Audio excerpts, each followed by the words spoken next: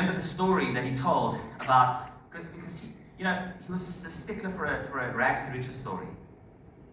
And he spoke about the story so vividly, and it made me think that's exactly what we can do in this business that you can't do out there in so many other places.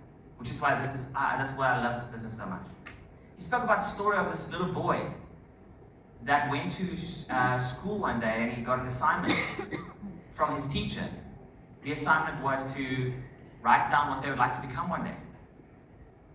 And he took this so literally that this boy went home and spent spent a few days working on this project, under promising and over delivering, and did like a model basically, and wrote out pages and described vividly how his dream was to build a horse ranch. He had it down to, it was an 80 hectares, it was about 200-acre horse ranch. This was in the US. He knew how many horses were going to be there, where the stables were going to be, where the buildings were going to be. He drew out the house with the bedrooms, the living rooms, the kind of roof it's going to have. It was going to be a 400 square meter house on this beautiful ranch. He knew exactly where the grass was going to be. He drew it out. He had a vivid picture of his dream. He detailed it out. It was a big dream. Because his family was not really wealthy at all. In fact, his father was indigent, right? So really couldn't even pay for the basics. They had to rely on donations and so on. And so when he went to go and present the project to his teacher, a few days later, expecting something wonderful, he got his paper returned to him with an F on the top and a note that said, "See me after class."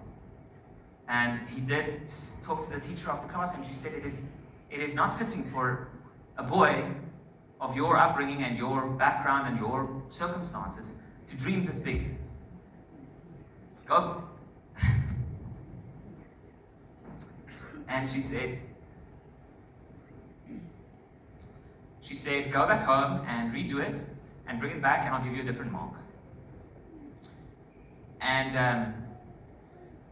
this is one of my dad's favorite stories. He told us often.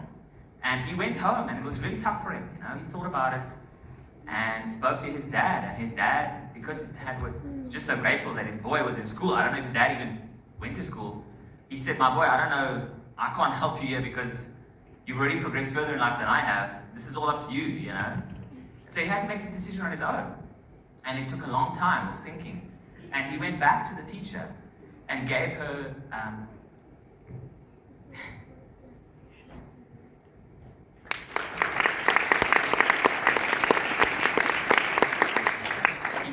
back the paper and said, and without changing it, and he said to her, "Miss, you keep your mark and I'll keep my dream." Wow.